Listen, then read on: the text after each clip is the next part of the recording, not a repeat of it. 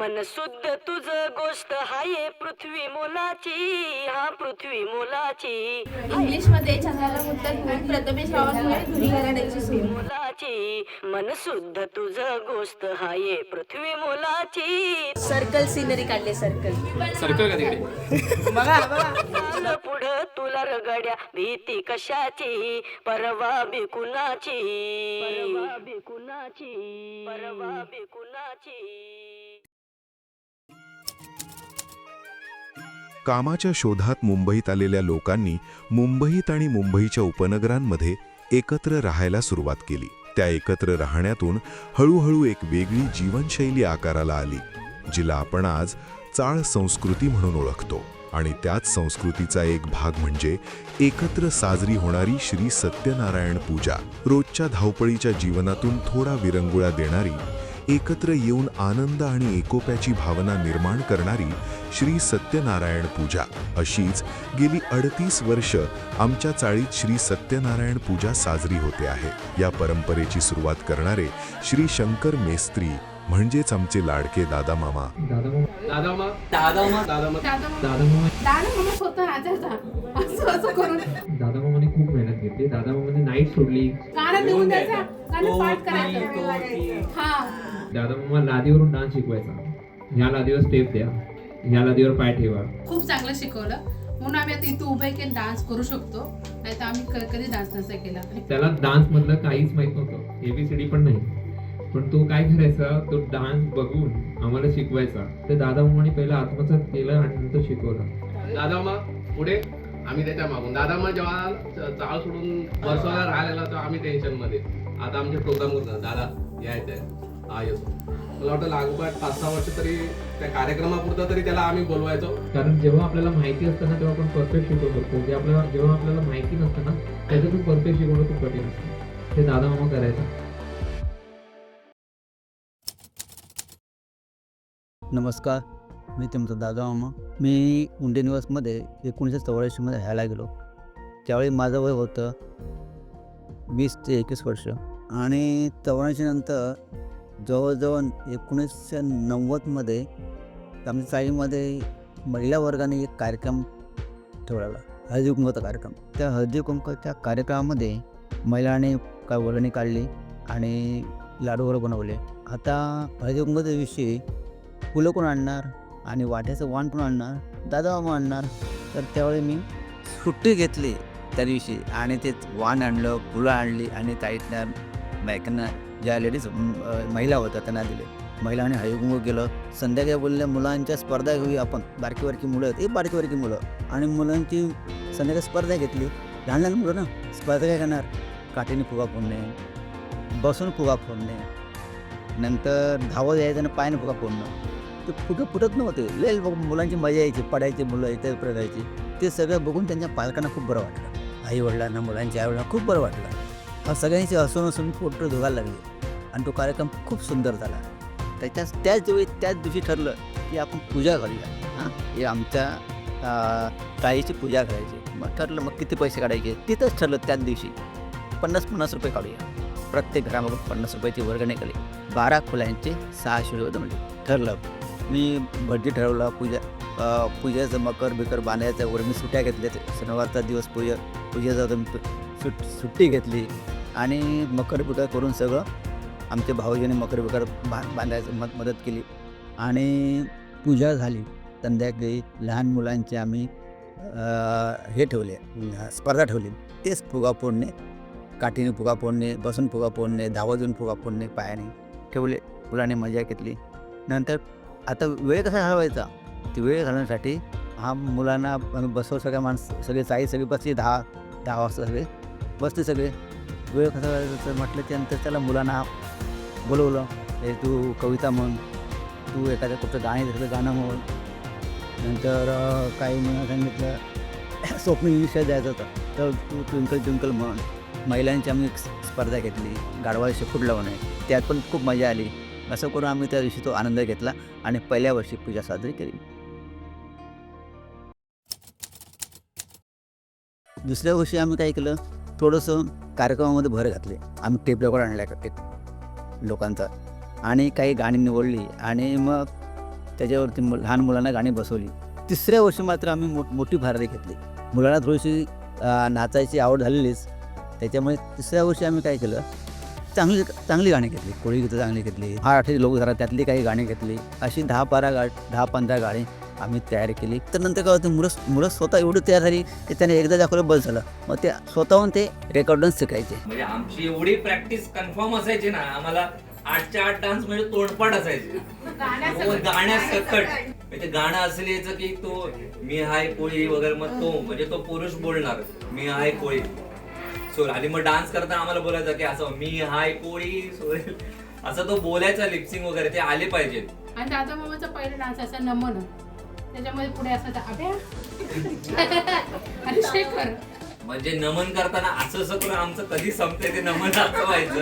त्याच्यानंतर मेघाने आमचा ओंकार सुरू ठरलेला असायचा. ह्या साईडला घ्या की आमच्या ह्या साईडला यायचं, माझं मेघाचं माझ्या साईडलाच असायचं. मी कोण साईडला करते ते आम्ही ह्याला पूर्ण असा लुक द्यायचो की जेणेकरून हा स्टेज वाटला पाहिजे.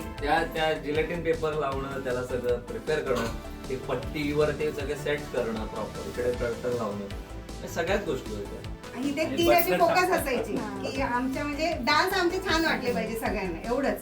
ह्या एवढ्याच्या जागी तरी डान्स करायचो. त्याच्यामुळे हा 10x10ची जरी जागा असली तरी तो हा स्टेज आहे आमच्यासाठी खूप मोठा. आणि त्या विक्रमशी मी नेहमी मांडायची, कधी आम्हाला हे नाही दिलं ते नाही दिलं नेहमी मांडते का आम्हाला आमचे डान्स आम्ही खूप तयारी करायचो. इकडे लिस्ट लागायची या भिंतीवर, या भिंतीवर जेंट्सची लिस्ट लागायची. आणि तेव्हा असा जीव तळपायचा की माझी 4च गाणी आहेत, माझी 3च डान्स आहेत. मग माझा डान्स आल्यानंतर मग पुढच्या डान्स मध्ये माझं कधी एंट्री आहे का, कुठे काहीतरी आहे का, म्हणजे असं 10 मास स्वतः लिहायचं की हे गाणं याच्यामध्ये कोण कोण आहे, पुढच्या गाण्यामध्ये कोण, हा मग त्याला चेंजिंगला वेळ नाही मिळणार, मग आपण याचं गाणं आहे ते 2 गाण्यानंतर टाकू आपण. हे एवढा अभ्यास तेव्हा केला जायचा 2 महिने अगोदर, 3 महिने. प्रत्येक गाण्याच्या गॅप मधला टायमिंग जो असायचा ना, त्याच्यामध्ये ड्रेसअप केलं जायचं. तो दादा मग अँकरिंग करायचा, जुन्या कविता ऐकवायचा, जे त्याच्या आपल्या पण पुस्तकात आपल्याला आठवत नसते, आपण बघितलं नसायच्या कविता त्याच्या पण अजून लक्षात आहे. तो त्या ऐकवायचा आणि ना आपल्या अचानक पार्टीचा भयानक कार्यक्रम हा आपला टॅगलाईन होतो शोला. ब्लॅकआउट असायचा, डान्स संपला का ब्लॅकआउट, प्रॉपर ब्लॅकआउट. थिएटरवर स्टेजवर बघतो आणि मग आला का मग इकडे कोणतरी ऑपरेटर असायचा, राजवादा असायचा, तो बटन टाकतो चालेल मग एवढं. आणि हा रात्रभर चालायचा, 2-2, 3-3 वाजेपर्यंत शो चालला. आणि हा एरियामध्ये कुठे असा इव्हेंट नाही व्हायची. कुडतरकरांचा खूप मोठा त्याच्यामध्ये हातभार होता, कारण कुडतरकरांनी जे पहिलं आम्ही जे डान्स केले त्याचा रेकॉर्ड टेप रेकॉर्डर होता, तो त्यांच्याकडचा रेड कलरचा टेप रेकॉर्डर, एवढ्याच त्याचा टेप रेकॉर्डर होता. त्या टेप रेकॉर्डरवर हवा हवा ए हवा गाणं लागायचं, हवा हवा ए हवा खुशबू लुटा दे, कहाँ खुली हाँ खुली जुल्फ बता दे, अब उसका पता दे जरा मुझको बता दे, मैं उससे मिलूंगा एक बार मिला दे, यार मिला दे, दिलदार मिला दे, यार मिला दे. कार्यक्रम पाहण्याची पद्धत लोकांना आवडली आणि आमच्या कार्यक्रमातली काही मुलं दुसऱ्या ठिकाणी पूजा व्हायच्या तिथे नाचायला घेऊन जायला लागले. आम्ही चाळीतून म्हणजे 2 डान्स आमचे गेलेले, एक तर मला वाटतं शैलूचा आणि शेखरचा अंडेगा फंडा, त्याला फर्स्ट प्राइज मिळालेलं. अंकिता आणि त्यांना पण फर्स्ट प्राइज. छोट्या होत्या त्या गोष्टी, एवढं काय आम्ही मोठे डान्स करत होतो. कोळी डान्स होते, साधे डान्स होते, नमन हे ते, पण त्याच्यातून आम्ही डान्स करायला शिकलो. आमचे कार्यक्रम बघायला आमच्या चाळीतल्या लोकांचे जे पाहुणे होते ते यायला लागले खास कार्यक्रमाला. सगळ्यांचे पाहुणे यायचे, राहायला डान्स बघण्यासाठी इथले.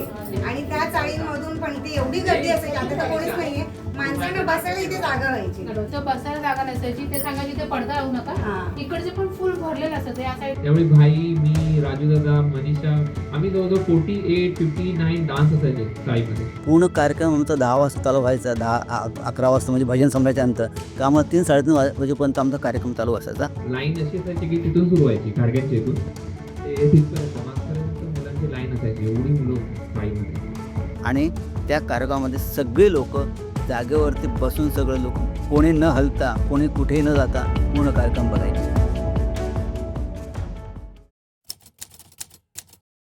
लहान मुलांचा उत्सव भारी होता पूजेसाठी.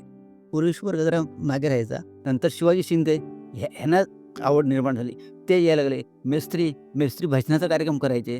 ते इकडून तिकडून काही लोकांना बोलवायचे. पेटी तबला घेऊन यायचो आणि आम्ही भजन दर पूजेला भजन करायचो. रवीचे बाबा ते सांगायचे, मी तुमच्या पाठीशी उभा आहे, तुम्ही काय पण करा, मी आहे तुमच्याबरोबर असे म्हणायचे. आणि ते पण एकदम आस्ते गाडगे ते पण हे करायचे. कुडतरकर वहिनी होत्या त्या त्यांचे कुडतरकर स्वतः ते पण आम्हाला नंतर मला सहकार्य करायला लागले. शिंदे मोहनसारखं आपल्याला खूप मोठा हे होता माणूस होता, तो चांगला माणूस होता, ज्यांनी आपल्याला प्रत्येक वेळी सपोर्ट केला, प्रत्येक वेळी सामान. आता जसे कोळंबकर करतात किंवा भाई आहे, मी आहे, आम्ही सगळे करतोय, तेव्हा ते एकटे धावपळ करायचे. इव्हन आपले हे मुरलीधरचे बाबा ते पण काही ना काहीतरी उभे असायचे. आमचे बाबा काही केलं नाही तरी बाजूला तरी उभे असायचे. भाईचे बाबा, ह्या लोकांना आपल्याला कसं माहिती आहे का, ह्या लोकांनी प्रत्येकाने ना हातभार दिलाय. पूजा अशीच नाही होत साईची, प्रत्येक जण जसं दादा मामा इम्पॉर्टंट आहे ना, तसं सगळी लोक इम्पॉर्टंट आहेत. मेघाचे झालं, नाडिका काकी होत्या, अशा बायका ना रूममध्ये असायच्या, त्यांना कधीच डान्स बघायला नाही भेटले. फक्त त्यांनी आमची तयारी करून द्यायची आणि हे करायचं. त्यांनी खूप कष्ट केले त्यावेळेस. आणि त्याने एवढं साडी नेसवायचे की ती लोक 3 मिनिटाला एका मुलीला साडी नेसवायची, एक बाई. आम्ही नऊवारी साड्या घ्यायला राणी आजीकडे, आईच्या लवंदक आजीच्या बरं, ते साड्या पण एवढ्या आणि मेघाच्या आणि कट्टुकट साडीच्या नेसवायचे हा, की त्याच्यामुळे जरा पण हे नऊवारी नाही. असतो तेव्हा ह्या नऊवारी नेसवायच्या, कोळी नेसवायच्या, गुजराती एक्सपर्ट मेघाच्या आणि घाडगे काकी. फक्त त्यांच्या पिना घुसतात हातात, काय होतात काही नाही बघायचे. साड्या नेसवणे, हे करणे, मेकअप करणे. आता आपण त्यांना बोलतो की मेकअप येत नाही, पण त्यांनी त्यावेळेस आमचा मेकअप केलेला आहे. वासुदेवाला बाईने गेला होता अभिषेकने, तेव्हा ते बाबांनी ते टोपी बनवलेली वासुदेवाची, ते मोरपीस चिपळ्या बनवलेल्या. बरं एवढंच नाही, बघायला पाहिजे होते मस्त. जेवढे पुरुष मंडळ होते ना सगळे, म्हणजे मेघाच्या हिशोब, नाना म्हणा, मेघाच्या पप्पा म्हणा, बाकी सगळे कुडतरकर म्हणा, दादा मामा, बाबा आमचे, गाडगे मामा, सगळे म्हणजे तेव्हा कोळंबकर बाबा, नंतर होते कोळंबकर होते, बाळूमा होते, दुरी वगैरे सगळे काय ना काहीतरी कुठून ना कुठून तरी काय गोष्टी आणायच्या आणि मुलांना डान्स चांगलाच झाला पाहिजे. पहिले डान्स कॉम्पिटिशन पहिले चालायचे, पण कुडतर काकांनी आमच्याकडे सवय लागली की माईक मधून गाणं म्हणायचं, गाणं बोलायचं. पहिला आमच्याकडे तसलं काय नव्हतं. अश्विनी येणार, ते त्यांचं फेमस गाणं झालं होतं. तर ते माईकनी मध्ये माईकनी गाणं म्हणायचं आणि विदाऊट म्युझिक. आता एक करावे तुमचं वगैरे आले ते यावेळेला तसं काय नुसतं गाणं म्हणायचं आणि लोकांनी टाळ्या वाजवायच्या, त्याच्यावर पण लोक मजा करायची. प्राइस अनाऊन्स करायचं, कोणी पैसे नाही दिले ना डायरेक्ट हा रामचंद्र यांच्याकडून 100 रुपये मारायचे का, एवढ्या सगळ्या लोकांसोबत बाबा घे 100 रुपये, नाहीतर एवढ्या सगळ्यांसमोर परत यायचं. सगळ्यात पहिलं बक्षीस कोणाचं आलं असेल ना, तर भाईजी बाबांकडून सगळ्यात पहिलं बक्षीस, सगळ्यात पहिलं बक्षीस त्यांच्याकडून. गाडगे बिडगे मुलं खूप बक्षीस द्यायचे. प्रत्येकजण 10 रुपये, 20 रुपये, 25 रुपये, 50 रुपयाची बक्षीस द्यायची. आणि बक्षिसांचा खूप चांगला साठा व्हायचा. पोरं खुश व्हायची बक्षीस. आणि त्याची पार्टी आम्ही करायचो, ते ह्याला करायचो, होळीच्या दिवसामध्ये पार्टी करायचो. आपण जेव्हा दादाभाऊचं नाव घेतो ना, तेव्हा सगळ्यांचे नाव घ्या, कारण प्रत्येक जणाने ना हा पूजेसाठी किंवा ताईसाठी योगदान दिलंय. त्याच्यामुळे गोष्टी घडतात आणि घडत आल्यात, यापुढे पण घडतील. आपण कुठेही आता पुढे काय, कुठे जाऊ, कुठे राहू आपल्याला माहिती नाही, पण जिथे राहू ना तिथे पुणे निवासचं नाव लक्षात ठेवा. मला आयुष्यात कधी वाटलं होतं की मी 10/10च्या स्टेजवरून कधी मोठ्या रंगमंचावर मला परफॉर्म करायला मिळेल. त्याच्यामुळे मला या स्टेजचा खूप मोठा फायदा झाला. त्यामुळे मला बारीक बारीक ज्या गोष्टी असतात त्या कॉलेजला गेल्यानंतर मग इंटर कॉलेज कॉम्पिटिशन, मग तिकडे मग CL पद मिळालं. युनिव्हर्सिटी ऑफ मुंबईचं कल्चरल लीडर होतो, त्यामुळे बऱ्याच. आणि आता प्रोफेशनली पण शोज वगैरे करतो. पण जी मनातली भीती असते एवढ्या लोकांसमोर प्रेझेंट व्हायचं, बोलायचं, ही लहानपणीच गायब झाली होती. मी आताही म्हणते, जी मी आता गेली बिल्डिंग मध्ये राहिला, पण जी मजा इथे आहे ना ती कुठेच नाही.